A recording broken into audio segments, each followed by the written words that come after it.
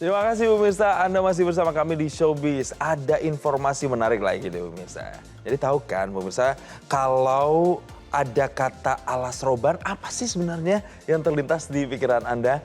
Nah, jadi jalur legendaris yang ada di Jawa Tengah yang terkenal dengan jalurnya yang berlika-liku, ada hutan lebat dan juga cerita-cerita mistis. Inilah kemudian yang diangkat menjadi film layar lebar nih pemirsa.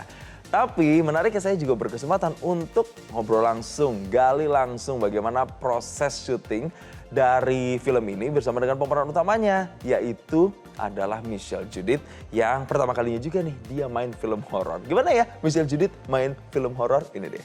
Bakal ada nih yang baru yang akan teranyar hadir di awal tahun yaitu film Alas Roban.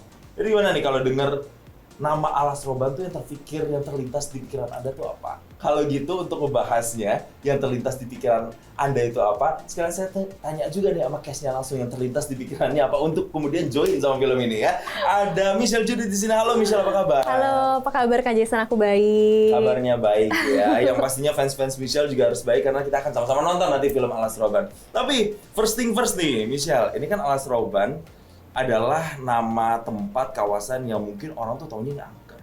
Ini kawasan hutan yang banyak kejadian-kejadian yang misterius ada di sana. Kenapa tuh akhirnya kepikiran untuk ya udah deh ambil deh. Ini film horor pertama nggak sih? Ini film horor pertama aku. Tuh kan? Kenapa tuh? Rada-rada nekat memang, tapi menurut aku base dari cerita Alas Roban ini dibungkus dengan sangat hangat lewat karakter Ibu Sita yang aku perankan dengan anaknya yang tunanetra itu gendis. Mereka keluarga kecil yang mengusahakan semuanya untuk berjalan baik-baik saja walaupun tidak, karena Ibu Sita itu single parent yang ditinggal sama suaminya, ditinggal meninggal.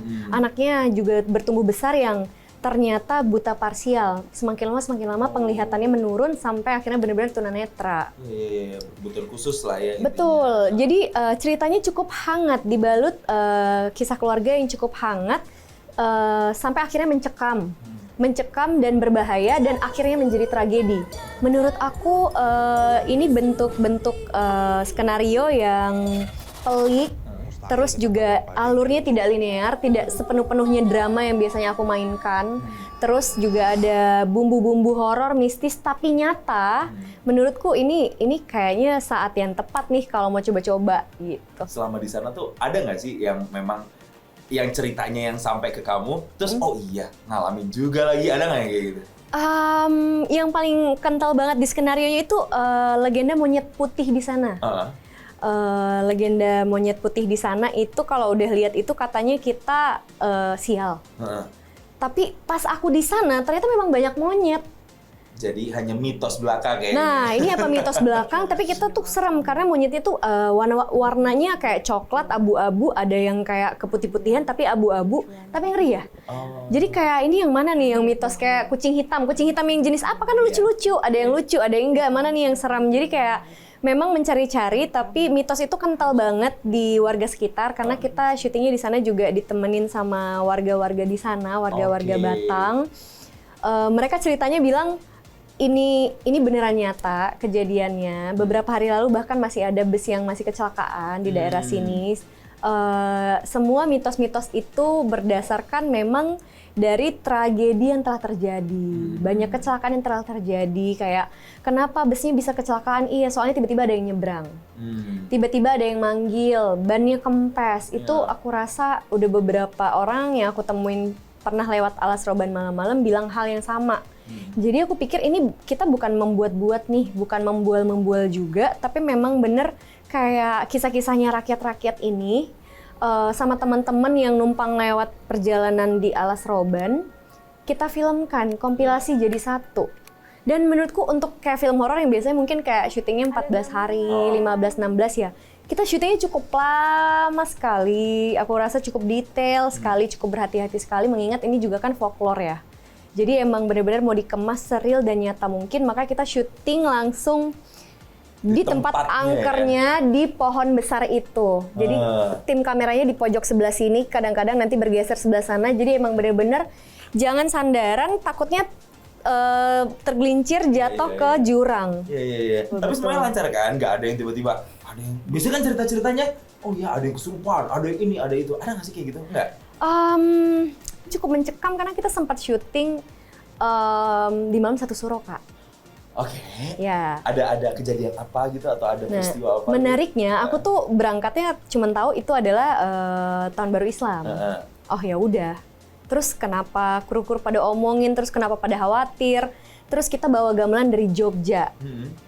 Terus pagi-pagi tuh mereka tuh masih kayak dibangunin dulu gamelannya. Terus aku pikir kenapa gamelan dibangunkan atau apa. Aku nggak ngerti kayak adat-adat yang sangat Jawa banget tuh aku kurang paham.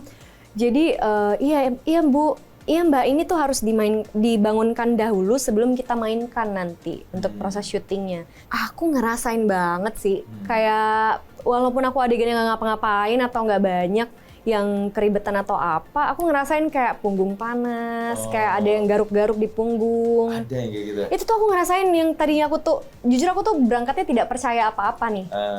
Sampai saat ini aku nggak nganggap itu kayak sesuatu yang kayak wah mistis, ganggu, ada yang kesurupan atau apa. Enggak sih, jadi aku menganggap itu emang bagian dari proses perfilman kita aja yang karena dibuatnya senyata-nyata mungkin. Iya. Semoga nanti makanya tergambarkannya di nanti live Nonton? bioskop tuh benar-benar nyata gitu ya. Tapi anyway, dari semua scene yang kamu lakukan di Alas Roban ini, ada nggak scene yang bikin kamu kayak, ini effort banget, atau kamu justru paling inget banget karena mungkin ini yang paling berkesan buat kamu?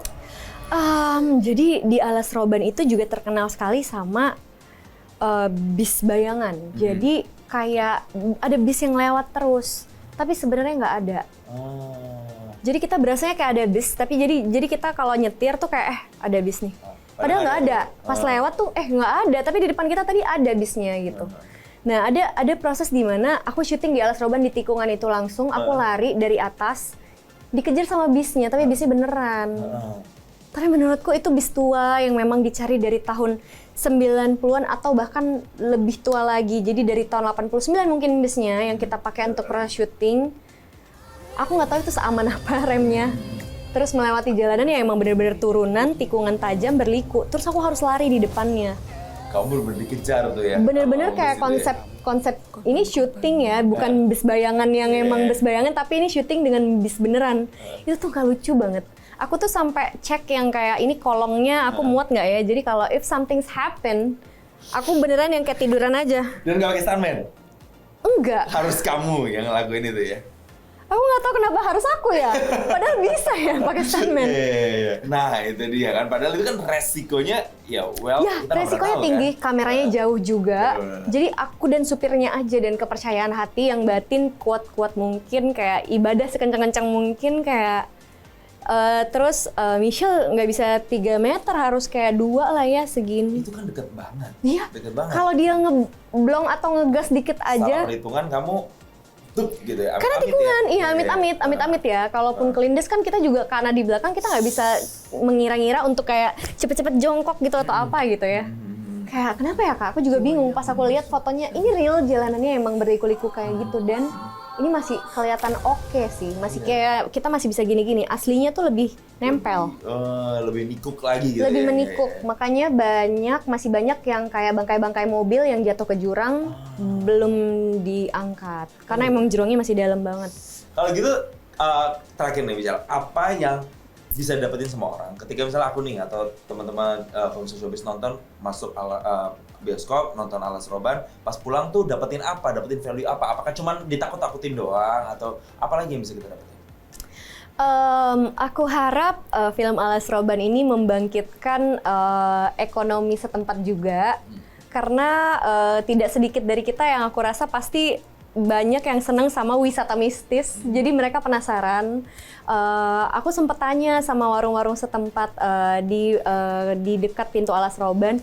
Kadang katanya karena sejak ada jalan tol, ekonomi di sini menurun, bahkan sampai nggak pernah ada yang datang ke warung sekalipun, Kak. Itu malah tujuannya lebih ke situ ya, supaya media film ini bisa membangkitkan perekonomian untuk masyarakat yang ada di sana juga. Oh iya ya, aku tambahin lagi deh. Apa? Semoga film Alas Roban orang nontonnya tuh ketakutan, terus happy, terus serem, terus mau nonton lagi. Jadi sedikit keluar dari peliknya dan kerepotan kehidupan, nonton serem-serem, sedih-sedih gitu. Jadi kayak hiburan aja buat akhir pekan. Itu ya. Jadi ada serem, ada sedih juga karena ada hubungan ibu dan juga anaknya. Betul, ditampilkan di kental situ. banget. Jadi semoga kita nggak cuma dapat entertainmentnya aja, tapi juga banyak value, banyak lessonnya juga yang bisa kita dapetin. Banyak di banget, situ. iya. Nah itu dia, karena harus ada ininya lah, sisi edukasinya buat masyarakat yang nonton. But anyway, untuk wrap up this discussion, aku ada beberapa simple question nih untuk Michelle ya.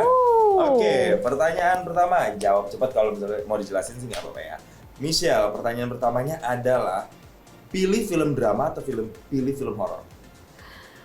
Horor. Horor, kenapa? Waktunya pas. Waktunya tapi begini ya. Enggak bercanda, kamu bercanda. Bercanda ya. Karena lagi promo Alas Roban. Jadi film horor karena ini something new. Bener, ini Michelle. baru banget buat aku. Ini kayak pembuktian juga ya bahwa Michelle bisa keluar dari genre drama dan bisa ke Betul. genre yang lain juga gitu ya. Pembuktian kalau aku ternyata si pemberani. Si pemberani sampai dikejar bis juga dia lakonin tuh ya. Oke, tadi drama dan juga film horor. Kedua, kalau disuruh balik ke Alas Roban lagi, mau nggak? Mau, tapi Ya. waktunya pas dulu. Waktunya. Takutnya waktunya padet atau nggak sesuai jadwalnya banyak. Syutingnya lagi banyak. Jadi waktunya harus pas dulu. Iya. Sajen dia harus. Itu ya. Pertanyaan terakhir, apakah kedepannya bakal tetap ngambil film horor atau balik ke film drama lagi? Balik film drama dulu deh. Kasih selingan dulu, kasih jeda dulu ya. Kapok. Rada Serius kapok. Kapok sih, kapok. Kapok ya. Kapok sih. Tapi gini, maksudnya dengan misalnya ngomong kayak gini, artinya kan ini kerja kerasnya terasa banget, lewatin prosesnya kayaknya juga cukup menantang. Ya, semoga ini benar-benar tercapture nanti di film Alas Roban. Semoga sukses ya. Jadi Aduh, ketakutan amin, yang ya. Michelle alami itu tuh transfer ke kita juga ya nantinya Ya, ya. amin. Tapi penonton juga jangan lupa untuk datang ke seluruh bioskop tanggal berapa? Tanggal 15 Januari akan tayang di seluruh bioskop di Indonesia. Yes, 15 Januari tayang di seluruh bioskop Indonesia. Boleh ajak siapa aja orang-orang terdekatnya untuk sama-sama kita nonton Alas Roban. So, once again, thank you. Thank you, Michelle. Kak Jesa. Jelajahi cara baru mendapatkan informasi. Download Metro TV Extend sekarang.